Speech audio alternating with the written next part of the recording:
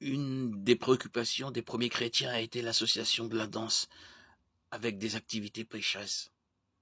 L'idée est que si la danse est utilisée dans le culte, cela pourrait être perçu comme une approbation de la danse dans d'autres situations qui n'honorent pas Dieu. Or, ce n'est pas nécessairement le cas. La danse des Amalécites dans 1 Samuel n'a pas empêché David de danser dans 2 Samuel. Les chrétiens peuvent et doivent utiliser la danse comme toute autre forme d'art, telle que la musique, la peinture, le théâtre ou le cinéma, tant que la danse est digne d'adoration, centrée sur Dieu et louable. Elle peut avoir une place appropriée dans le culte. La danse d'adoration est loin de la danse séduisante de la fille d'Hérodias, Marc 6, 17, 28.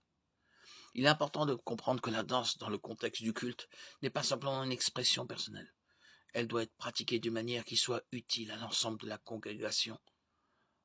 Paul a ordonné que tout se fasse convenablement et avec ordre dans l'Église. 1 Corinthiens 14, 40.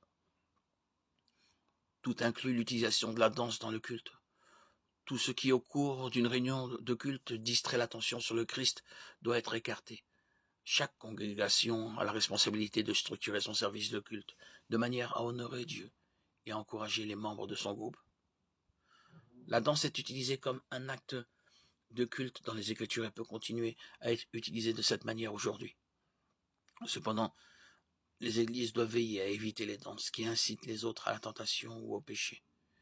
Et l'accent doit être mis sur l'adoration de Dieu plutôt que sur l'intention portée à soi.